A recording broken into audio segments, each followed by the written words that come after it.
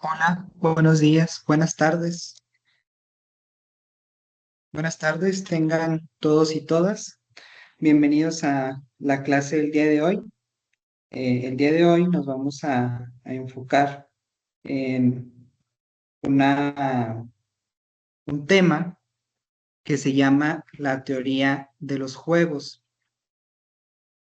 Este tema es especial, relevante para nuestra materia, considerando pues que es a través de esta teoría vamos a explicar algunas de las formas en que las empresas y diferentes órganos dentro de la economía llegan a tomar decisiones estratégicas.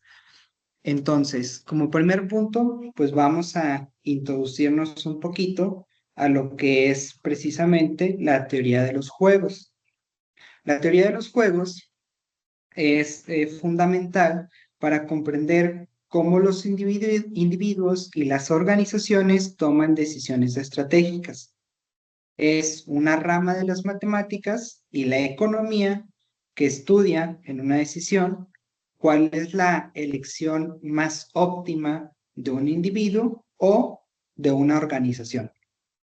Esto cuando los costes y beneficios de cada quien no se encuentran prefijados, sino que dependen de las elecciones de otros individuos.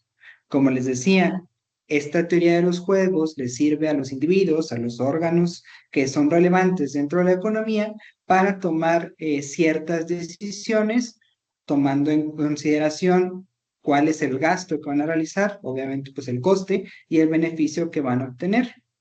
Eh, Como en la economía no existe comúnmente una sola empresa, un solo órgano económico que se dedique a cierta actividad dentro del mercado, como existen otros individuos, pues precisamente estas decisiones estratégicas van a depender también de las otras decisiones que tomen los demás individuos o demás organizaciones. Recordemos que si existe únicamente una sola empresa, un solo órgano encargado de prestar cierto servicio o de producir cierto producto, pues estaríamos ante un monopolio y eso no está permitido en México. El origen de esta teoría de los juegos se remonta al año de 1944. Esto con el trabajo del pionero, o quien se considera el pionero de esta teoría, que es John von Neumann, aunque también está Oscar Morgenstern, perdón. Ellos fueron quienes formalizaron los principios de esta disciplina. Entonces, ellos dos fueron quienes desarrollaron esta teoría de juegos, que también puede llamarse teoría de juegos y comportamiento económico, que precisamente este nombre fue el de su primera obra en la que se aborda la teoría de los juegos por primera vez. Es importante destacar que las aplicaciones de esta teoría de los juegos son diversas, abarcan desde la economía, a la biología, hasta la política, la informática, de ahí que sea relevante en varios campos. Incluso más adelante vamos a ver algunos ejemplos de cómo se aplica esta teoría de juegos. La teoría de juegos nos ayuda a entender los procesos de toma de decisiones de los agentes económicos. Como les decía, hoy se emplea no nada más en el tema de la economía, en el campo de la economía, sino que se emplea incluso en la biología, en informática. Podríamos hablar incluso de estrategia militar, ya que pues, la estrategia militar también siempre depende mucho de cómo va a actuar la otra persona, cómo va a actuar la otra organización, incluso también influye en las decisiones que llegan a tomar los gobiernos, en las políticas económicas y también de otro tipo. En la economía en particular, la teoría de los juegos se utiliza para analizar problemas de duopolios, de oligopolios, de subastas, entre otras cosas, en la que las decisiones que cada agente toma, pues va a afectar al conjunto de los participantes. Entonces, aquí en la teoría de los juegos tenemos al menos a dos participantes, uno frente al otro. Más adelante vamos a ver esta teoría en donde hay dos personas que constantemente están en este juego. Pero la idea aquí en la teoría de los juegos es que hay varios participantes dentro de un mismo mercado que se dedican a una misma actividad económica, que prestan los mismos, bueno, servicios similares, que prestan productos, que pueden ser sustitutos. Entonces, la decisión que tome uno de estos participantes va a impactar directamente la decisión que vaya a tomar otro de los participantes, ya que pues están al pendiente de las decisiones que tome uno u otro para tomar su decisión, para plantear su estrategia. Por ejemplo, o un ejemplo aquí de muy clásico de esta teoría de los juegos es el dilema del prisionero, que este más adelante lo vamos a ver con mayor detalle, pero este dilema del prisionero, por ejemplo, representa el tema de los oligopolios. En un oligopolio, las empresas pueden optar por alcanzar un acuerdo para fijar precios, que esto se conoce como una colusión, o sea, las empresas se ponen de acuerdo. Recordamos que en un oligopolio, pues existe una pequeña cantidad de empresas que se dedican a la misma actividad económica. Por eso es posible que al ser una pequeña cantidad de empresas, pues lleguen a coludirse en cuanto a la fijación de precios, ya que esto les permitiría dominar el mercado y no afectarse una a la otra. De esta forma, pues todos se van a beneficiar y la otra consecuencia tal vez podría ser que una de las empresas viole el acuerdo ya pactado para buscar su propio interés y para maximizar sus beneficios. Aunque claro, esto no sería conveniente para una empresa por el hecho de que al violar ese acuerdo, pues ya se cerraría las puertas con la otra o las otras empresas y pues ya no podría existir ningún acuerdo, ya existiría una competencia. Entonces, las empresas no solamente recurren a la teoría de juegos para fijar precios, sino que también acuden a esta teoría, se valen de ella para poder determinar en qué momento lanzar un nuevo producto, por ejemplo, en decidir su nivel de producción o incluso en anticipar decisiones de la competencia. Por lo tanto, dentro de esta teoría de los juegos, pues existe, perdón, dentro de la economía, la teoría de los juegos tiene varias implicaciones y tiene varias utilidades. Como segundo punto, eh, vamos a abordar los conceptos básicos de la teoría de los juegos. Para entender esta teoría, pues debemos familiarizarnos con estos conceptos básicos. Encontramos en un primer lugar que hay jugadores dentro de esta teoría de juegos. Los jugadores, pues son básicamente los individuos, las entidades que participan en el juego y pues cada uno de ellos tiene un conjunto de estrategias posibles. Por ejemplo, pues podríamos hablar de empresas que prestan un mismo servicio. También está pues el tema de las estrategias.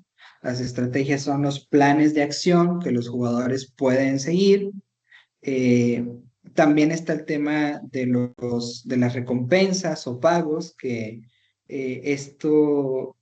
pues estas recompensas o pagos siempre dependen de las estrategias elegidas, tanto pues por los jugadores básicamente, por una empresa y por sus oponentes. Además, podemos distinguir entre juegos cooperativos, en donde se permite la formación de coaliciones, y juegos no cooperativos, donde los jugadores actúan individualmente. Ya les ponía anteriormente el ejemplo de la colusión en el caso de los oligopolios. En este caso, pues se trataría de un juego cooperativo porque las empresas se ponen de acuerdo, hay una coalición, se juntan las empresas para tomar una estrategia que sea benéfica para ambas empresas. Obviamente, cuando hay un juego cooperativo, pues lo que se busca es que salgan beneficiadas las empresas que participan dentro de él. No puede existir, o más bien no puede existir un juego cooperativo si nada más una de las empresas se va a beneficiar. Y pues los juegos no cooperativos simplemente es cuando los jugadores actúan individualmente, en este caso pues con jugadores nos podríamos referir a empresas que se dedican a prestar servicios similares o que producen productos que pueden sustituirse uno por el otro. Asimismo, otro de los temas importantes dentro de la teoría de los juegos es el tipo de juegos que existen, porque hay diferentes tipos de juegos que se pueden clasificar en cuatro categorías. Estos tipos de juegos son fundamentales para analizar las diferentes dinámicas estratégicas. Por ejemplo, en los juegos simultáneos, los jugadores deben tomar sus decisiones sin información sobre la elección de los otros, lo que aumenta una incertidumbre. Esto porque en los juegos simultáneos todos los jugadores eligen su estrategia al mismo tiempo. Entonces, en este tipo de juegos, la empresa toma una decisión al mismo tiempo que las demás empresas están tomando sus decisiones. Por lo tanto, no conoces cuál es la decisión que va a tomar una empresa porque pues apenas la está tomando.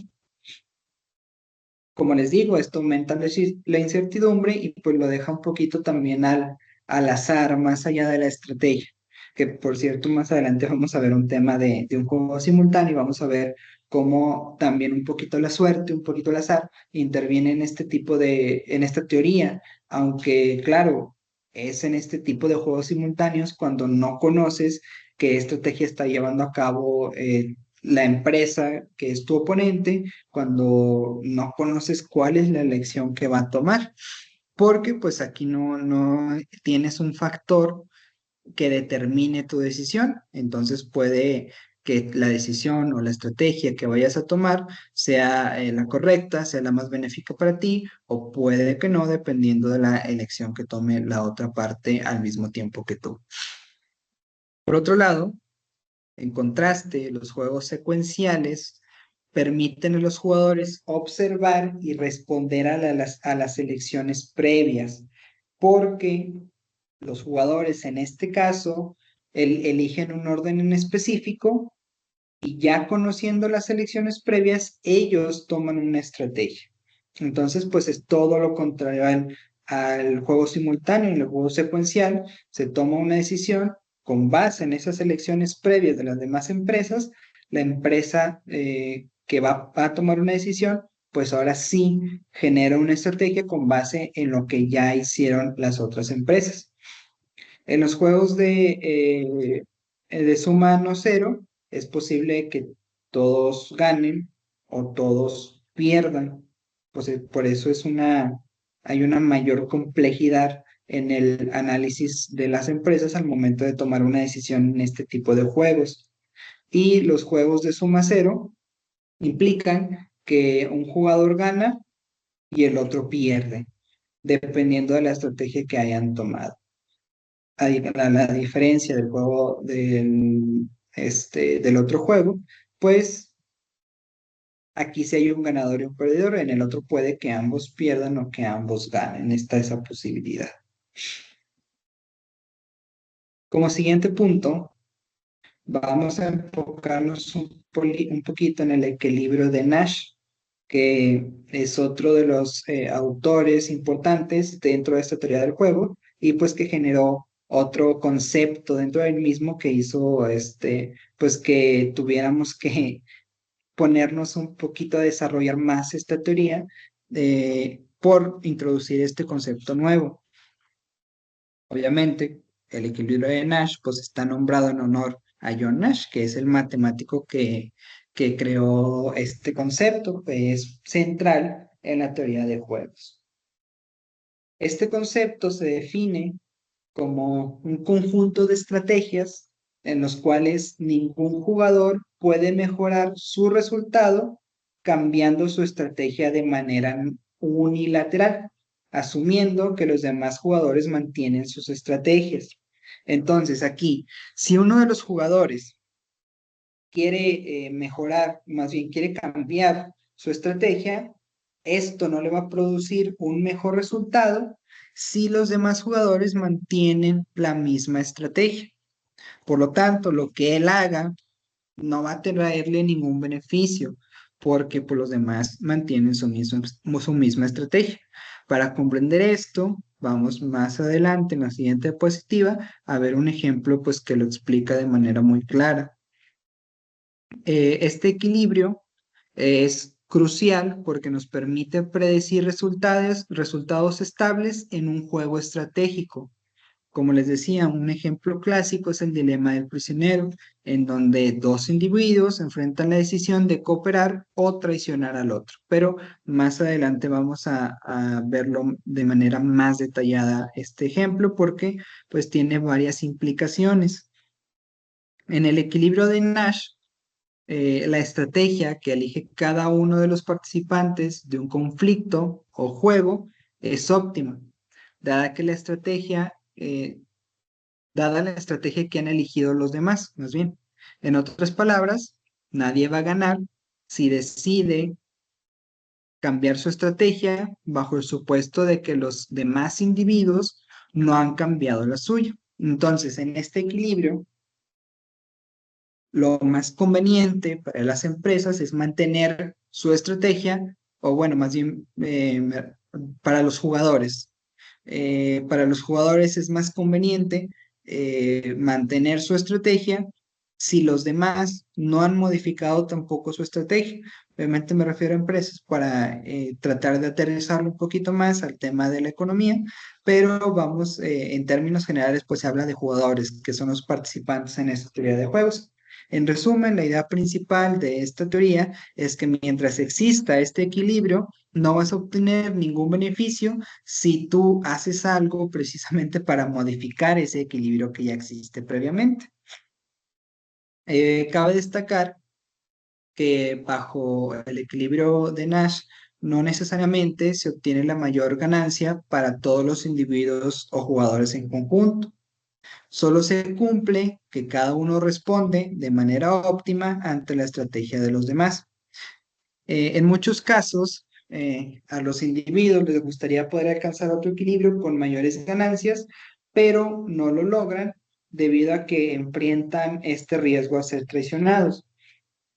Entonces, tal vez nos preguntaríamos por qué, si existe este equilibrio, algún otro órgano, alguna empresa buscaría cambiar su estrategia, pues precisamente porque este equilibrio no implica que el individuo o los jugadores en conjunto obtienen la misma ganancia o una mayor ganancia.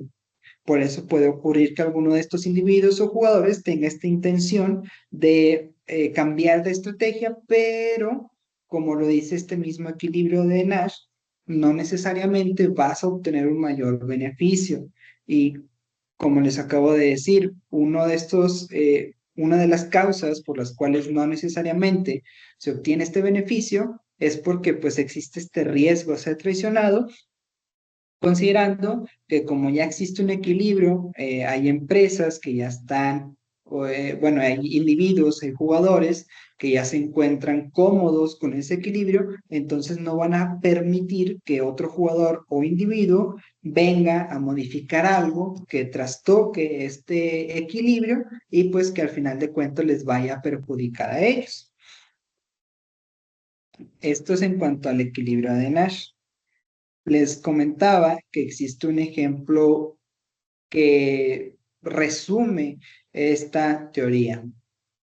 El problema clásico de la teoría de los juegos, específicamente de este equilibrio de Nash, es el dilema del prisionero, que estudia los incentivos que tienen dos sospechosos de un robo para delatar a su compañero o guardar silencio.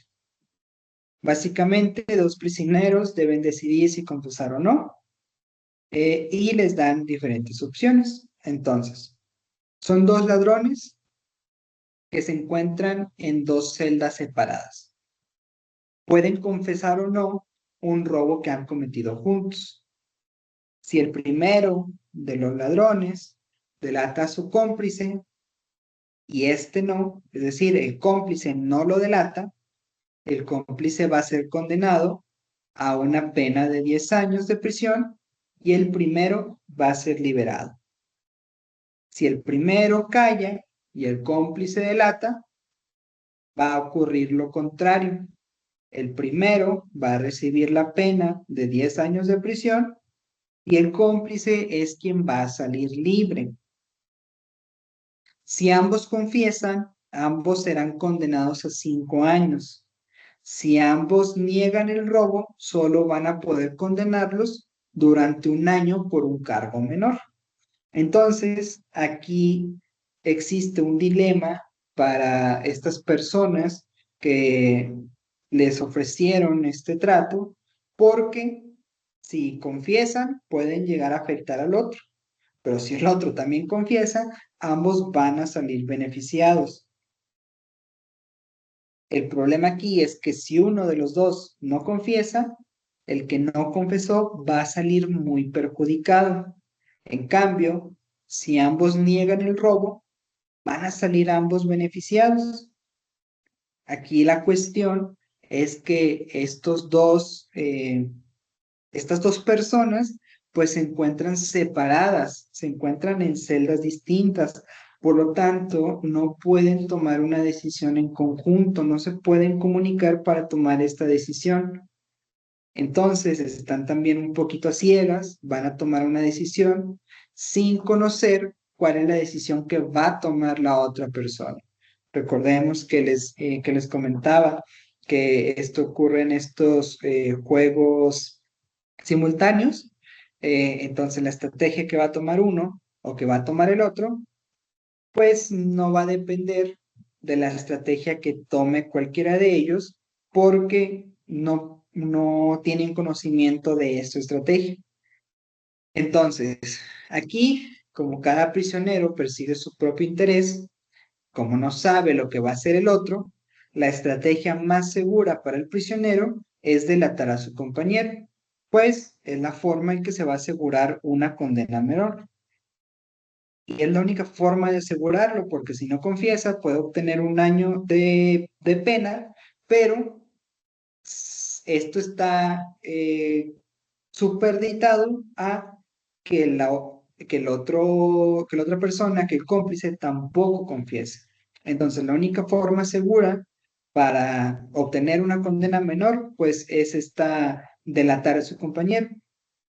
De esta forma, imaginemos, cada prisionero decide traicionar a su compañero, siendo condenados cada uno a 5 años.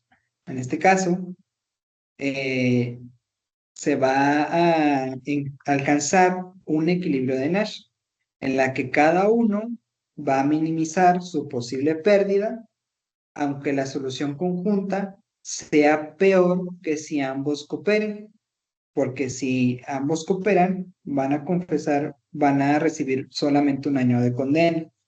Como ambos hicieron esta cooperación, pues van a recibir 5 años de condena.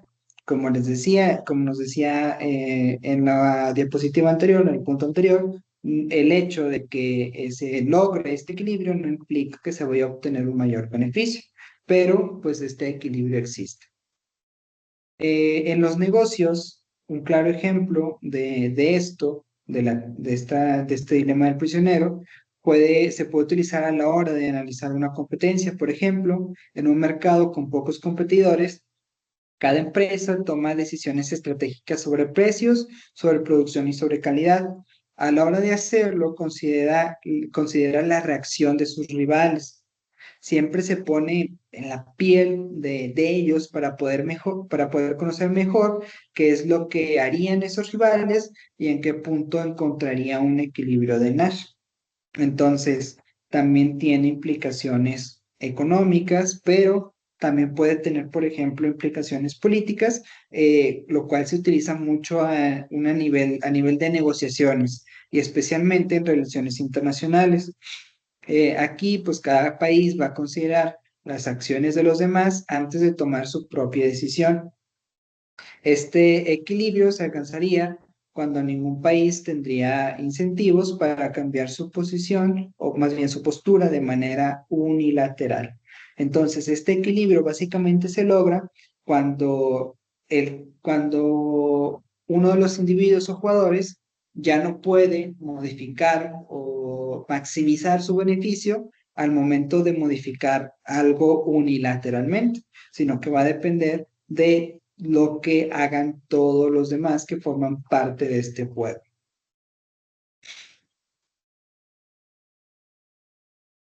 Ok. Ahora, nuestro siguiente punto es el tema de los juegos mixtos o juegos de estrategia mixta más bien. En algunos juegos no existe una estrategia pura que domine a todos los demás. En estos casos, los jugadores pueden recurrir a estrategias mixtas, donde eligen sus acciones basándose en probabilidades. Esto es un juego simultáneo.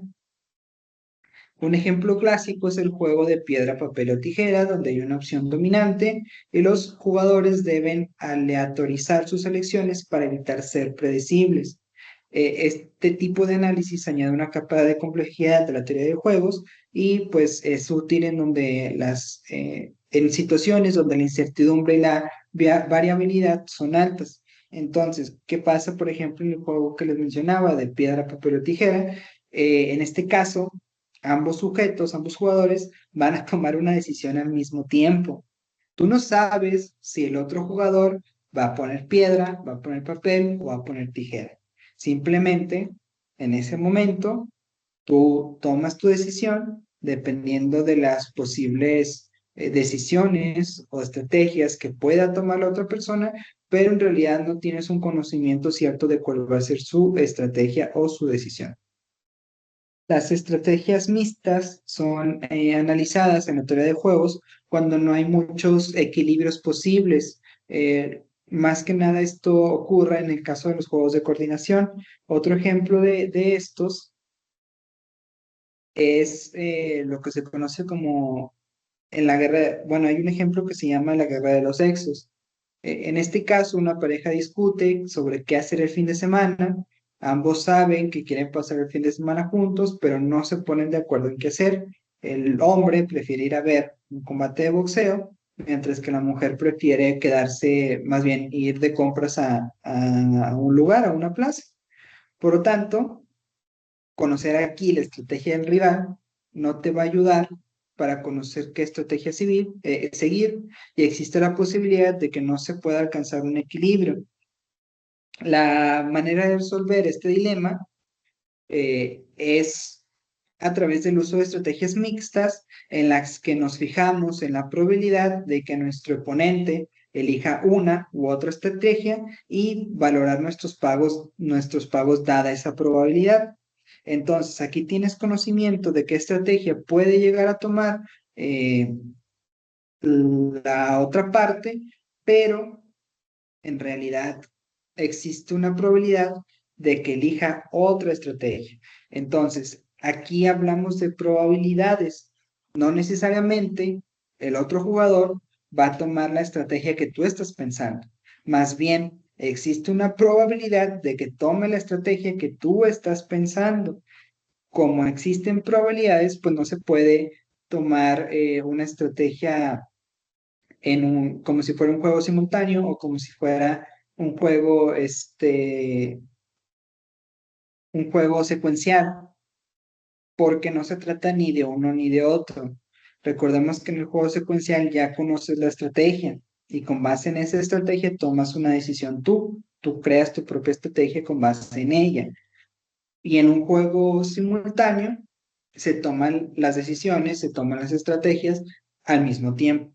En este caso, ya tienes conocimiento de cuál puede ser la estrategia, pero aún no está tomada la decisión, aún no se realiza esa estrategia, por lo tanto no tienes un conocimiento previo de ella, sino de la probabilidad de que se pueda tomar esa estrategia. Entonces se juntan elementos de ambos juegos, del juego simultáneo y del otro.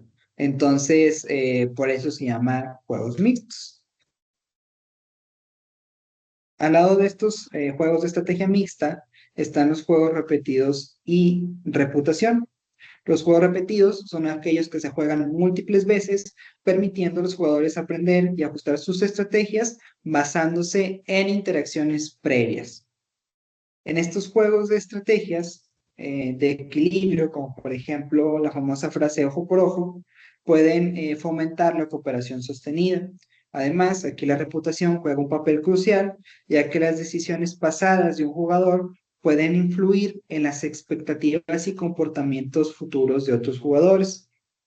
Este enfoque es especialmente relevante en entornos donde las interacciones son continuas y la confianza es esencial. Entonces, aquí hay una interacción entre jugadores en varias ocasiones y uno de los jugadores va a esperar un determinado comportamiento del otro jugador basado en cómo se comportó de manera anterior. Por eso decimos que es importante la reputación, porque ya existe un comportamiento esperado del otro jugador.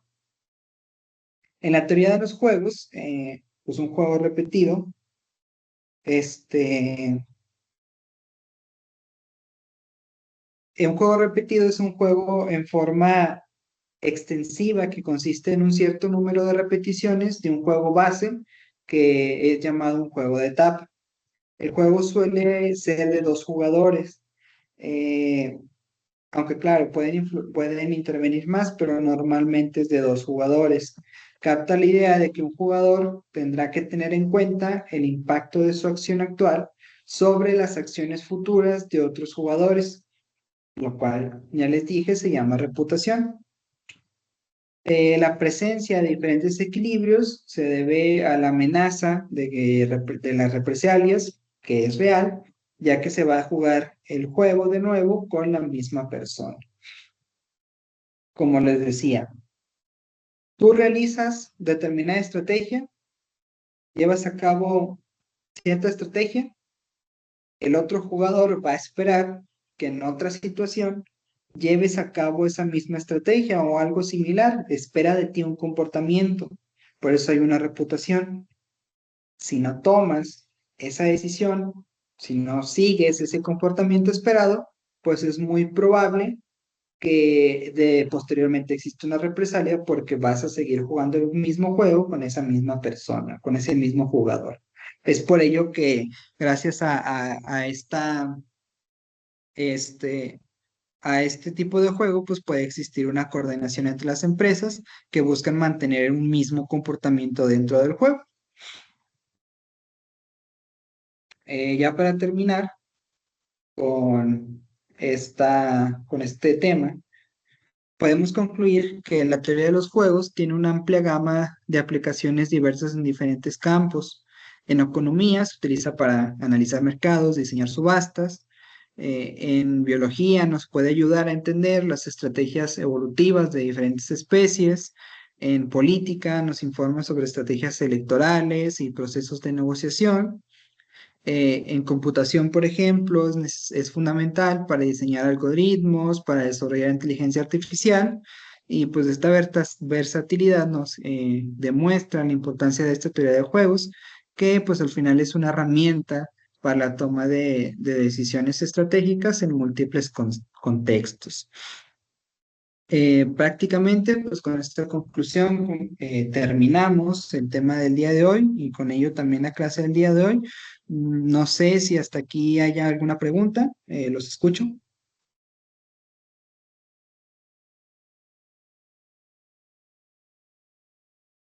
Bueno, de igual forma, si existe alguna duda sobre algún punto que hayamos visto en la clase del día de hoy, pues no duden en contactarme por medio de la plataforma y ahí sin problema les resuelvo sus dudas. Dicho esto, pues sería todo por el día de hoy. Le agradezco mucho su atención y nos estaremos viendo en una próxima clase. Muchas gracias.